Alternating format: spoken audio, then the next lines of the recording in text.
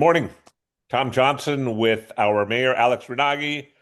Alex, good to see you. We're up bright and early this morning, getting prepared for the second of our meetings in a little while, as a matter of fact. But let's jump back to last night. Sounds good. Interesting council meeting. And well, first of all, welcome. How you doing? Good morning, Tom. Everything good? Everything's good. Back-to-back council meetings, moving things forward. Yes. One of the interesting items that came up last night was had to do with the resource officer Mm. at Laguna Beach High School. Um, the female population there, and we've received at Stu News a letter this week from one of those students. There's some concern that there is not going to be a female SRO officer moving forward. And it's a bad thing, but it's a good thing. I mean, the current one they have got promoted or is moving on in a rotation. But talk about that issue and what the feeling was at the council last night. Yeah, so it was an item that wasn't on the agenda, but and the city manager ultimately spoke to the item, and I'll get to that. But what I found very powerful and inspiring was the testimony from the students, both men and women, with many of them being graduating seniors, meaning that they're not going to actually benefit from, having from the policy that they're advocating for, but they were there to advocate essentially for their younger peers, which I found, inspiring. And I found probably of the whole night they might have had the most compelling and articulate testimony. Um, and so I guess from the perspective of the future, I think the future is very bright, and that was good to see. And it was also very inspiring to hear about what an impact, Officer Crotin has had on the students at Laguna Beach High School, and just in dealing with really some terrible issues that she's been able to navigate. Ultimately, this is a personnel issue, and so that's really within the jurisdiction of the police chief, who's overseen by the city manager. And so, the city manager Dave Kiff mentioned that he and the chief are in conversation with the students and the parents who are have a concern here and are actively discussing this issue. And then, in addition to that, there's discussion about a third school resource officer that the school district has expressed an interest in. So perhaps that's a way, to make sure that there is a female representation on the police force at the high school. So ultimately, it's not really a council decision at this point, but I just think that the points that were made really, I found them very compelling, and I appreciate the students' willingness to come forward and advocate for ways to make their fellow students safer. It's interesting. I mentioned a moment ago that we had a letter that will run Fridays, Okay. Stu News. It's from a young girl that is a just completed her freshman year. She'll be a sophomore next year. But I was very impressed with the letter.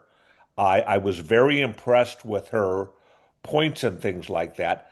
Let me ask you, because it wasn't too long ago. You're a lot closer to have been in high school than I am. Hmm. And back in my day, we didn't have SRO officers. Do Yeah. you remember it impacting you when I you were in high school? I think the SRO program actually started right after I left, and it was Officer Ashton, who I know, now in my work at the city, but he had a very big impact on the students there, and they all know him and see him around town. And so I think it's a very important program, and I think it makes all of us safer. And I've always said that I think that we should potentially look at the idea of having four SRO officers at every school site, if that would make sense from the perspective of the school district and the city. But we really can't compromise when it comes to the safety of the students of our community. You just um, touched on somebody that has had a pretty impressive week, and that's Lieutenant Ashton. Yeah. Oh, that's a good We, transition. we, we also in Stu News are have recognized that Lieutenant Ashton just graduated from the FBI's Academy at Quantico, Virginia. Um, Very big deal. and I wrote in there that he's beloved by the students. And one thing that touched me about Lieutenant Ashton is I went to a senior day a handful of years ago, and the kids were, I guess it wasn't a senior day, I guess it was an announcement day where kids were announcing what college they were going to go to to pursue their athletic programs continuing on. And all of a sudden, some type of a presentation or whatever was going to happen, and Lieutenant Ashton was involved in it, and you could hear the chants of the students, and you could feel the love for the students in the town. So you are right. He's made a huge impact there. and continues to do so. So we're very Yeah. grateful for his ongoing service to, to the students, but to the, the broader community of Laguna Beach. Pretty impressive his Quantico Yeah. graduation. So good stuff. Okay, let's move on. Long meeting. Yes. One of the things at the end of the meeting, for those that didn't stick around necessarily, and sometimes it's hard to blame them because people do need sleep. I guess you don't need that if you're the mayor in town. They can keep you up late. But the appeal of the coastal two-story ADU kind of took it into late night. Give me the resolve of what Yeah. happened there, what the issue is, and what happened there. So I think it was just an incredibly complicated but important issue that's about the future of our town.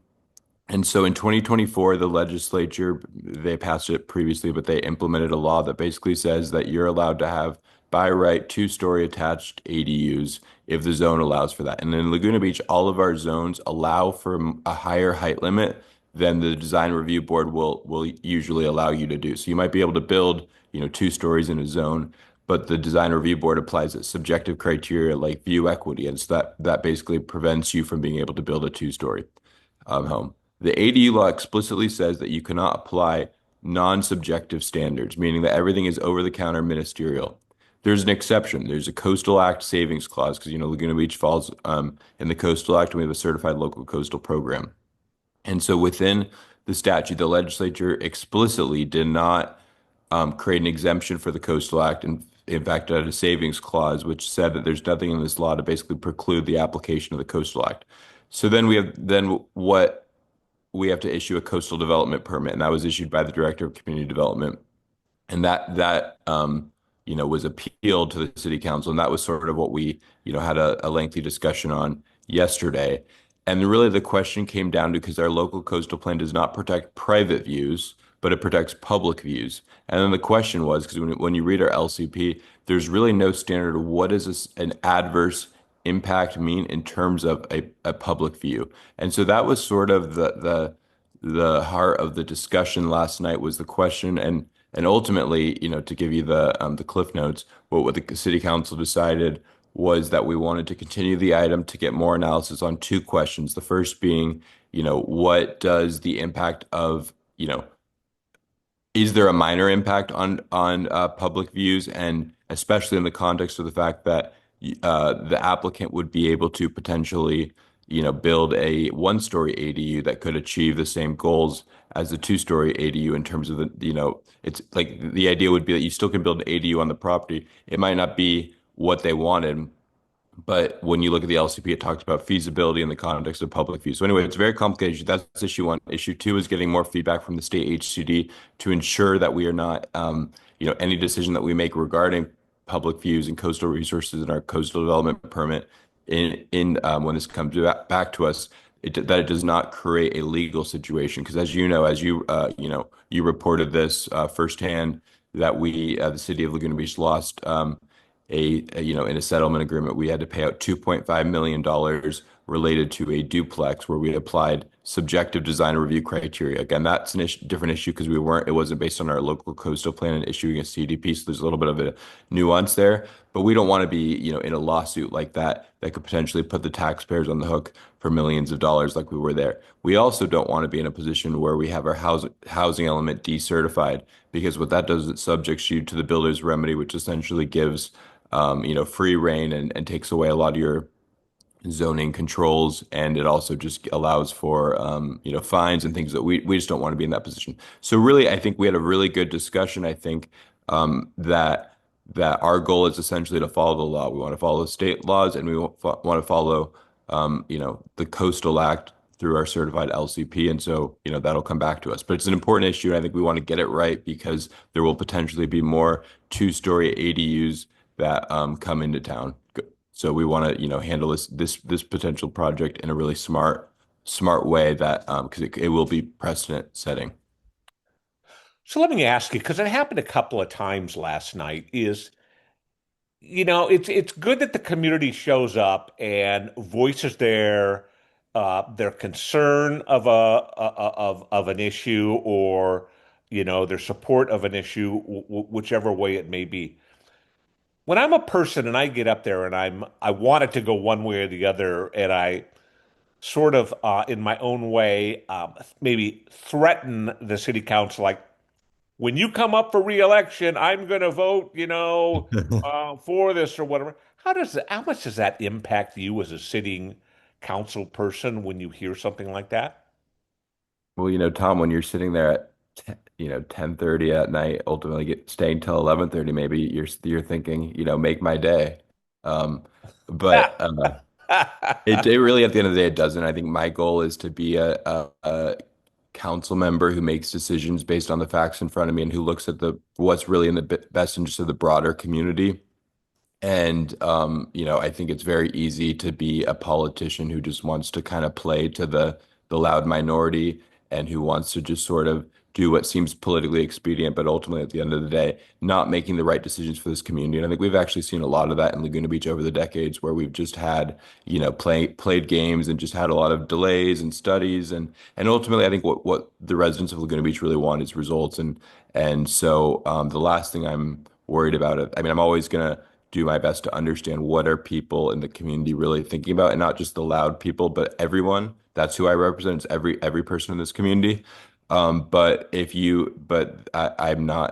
worried about my reelection. That's not really something at the top of my mind because, like I said, then maybe, the upside of that, if there's someone who can do a better job, then, they can be there till 11:30 at night. But I really do feel confident that where the council is moving on many different directions is where the community at large is. And I think that in many respects, the community feels like like the city is moving in a direction that aligns with what they really are looking for. And I do think that we can always do better. And I think that, ultimately what people want is a city that works and that gets back to the basics of public safety infrastructure and the efficient delivery of services. So that's what I will keep on doing, and we'll see how. So I guess the answer is no. Okay, so I think you bring up a number of good things.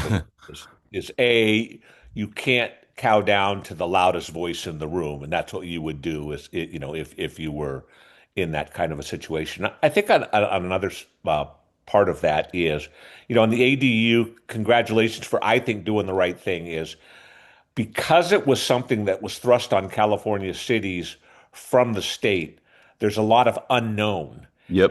And a lot of people just want the city to, you know, make a decision that benefits me, or make a decision, and you can't really do that because, as we found out, there are legal ramifications, and the Yeah. legal ramifications can be expensive. So to kind of step back is Absolutely. Absolutely. And I think also one of the points that I made during the discussion was that this it's not like we're some NIMBY city that's trying to stop all housing. I mean, I'm all in on one-story ADUs, and I think that ADU, that's a great way to add to the housing stock in town. We were able to work with the Coastal Commission to put forward an ordinance that actually just went into effect that allows for second story residential in our commercial zone. Right now, you can do second floor office space. You couldn't do residential. It made no sense. We're able to work with them and get it through on an expedited basis. So it's not like we're coming at this from an anti-housing perspective, but we're coming at it from the perspective of the legislature explicitly created a provision in the law that required us to apply our local coastal program, right? They could have not done that. And if they didn't do that, with that ADU never would have come before us. And so our job as city council members is to basically apply the law as it's written in our quasi judicial role. And that's why we had to get that extra analysis related to what an adverse impact could be sure. for purposes of our coastal development permit. So complicated issue, but it's why they pay us the big bucks of $800 a month. I'm glad you saw that line. Okay, now let's move forward, because um, this evening we're going to go into the discussion on the promenade. Yep. Um, Going to see be the I hate to demean anybody by saying the same cast of characters, and I don't mean it in a demeaning way. I think it's great that people are involved, but we're going to get the same group of people that are going to be objecting to the conversion of the promenade as a park, a permanent parkway.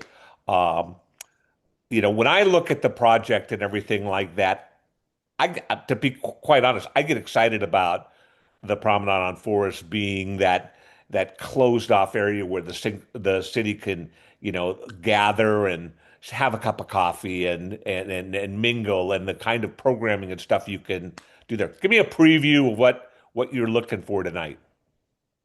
Yeah, so I mean, I think it'll be a very robust and probably lengthy conversation we've had. I've never seen more emails coming in on an issue. The vast majority of them have been in favor of the promenade so far. So I expect that that kind of enthusiasm and, on both sides of the issue will be a part of the conversation tonight. And I'm just hoping that it can be a very fact-based civil discourse about, the appeals before us related to the promenade and then we can move forward as I think for people have been waiting for this for a long time. We've had, I think, six different votes related to the promenade. All of them have been unanimous in support of the promenade. I think that's with three different city councils. So going back to the city council, prior to my being on the city council. So really, it's an issue that's really been discussed at length. A lot of people have been saying that there needs to be more process and more time and more delay. I don't understand how you could have more process, more time, and more delay. I think that, I mean, how many public hearings is enough, right? And this has been a very lengthy process. I think, our ad hoc committee of Sue Kemp and Mark Orgill have done a great job of actually bringing the community in, forming a working group of residents to work together and figure out how to make this promenade world class, because that's what we want in Laguna Beach, and that's what we deserve, is world class. And they included people in that group who were actually opposed to the idea of the promenade. So I really do think that I'm looking forward to the discussion tonight is what I will say. But it has been an issue that I have, I feel like I should just find my comments from last time and cut that. But I'm going to listen, of course, to the public input and make a decision based on that and the facts before me, as I always do. So let me ask you on a week like this is does this ever give you thought and think like, wow, wouldn't it be great to have two council meetings every other week? Is that something you're fighting for too? No, but what I do like is that we're getting things done and we're moving things forward. So Yeah. I will say that. But no, it And I was nice. say that tongue in cheek. I know the We answer. we got 3 weeks in between the last meeting and yesterday's meeting, so I appreciate that. No, well, I commend the council. I was very impressed. I was impressed, number one, with you because the way you ran the meeting, I realized, and you knew this, you had a lot on your plate last night, and you did a great job trying to move through that meeting. But I also give a lot of credit to the other council members. Each of them, in their own way, came and was very prepared for the Hmm. subject at hand. Um, and I think Mark Orgel, for example, is somebody that has led much of the time in a quieter way. Yeah. Last night on, but particularly on the Visit Laguna Beach issue, Mark was very prepared and really gave some compelling arguments for it. I think it's going to be the same tonight with the promenade. Mark's heavily engaged with Sue Kemp on that, and but also Hallie and Bob were both joined you with a lot of good input. So good for the council. I think we are lucky to have a very strong city council, and that is something that not every community in Orange County can say. So I'm very grateful for that, and I look forward to continue working with them. And we don't agree on every issue, and we really shouldn't, because I've never met someone who I agree with on every issue. But I think what's important is that we have a fact-based civil discourse that really elevates the conversation and leads to better decision making. Well, I agree with you on that issue. Good. Okay, my friend. Thanks, Well, Tom. keep up the fight, and good luck with the promenade issue tonight. Also, the South Laguna Fire Station. Yep. So keep up the good work, and we'll talk to you next week. Looking forward to it. Thanks, Tom.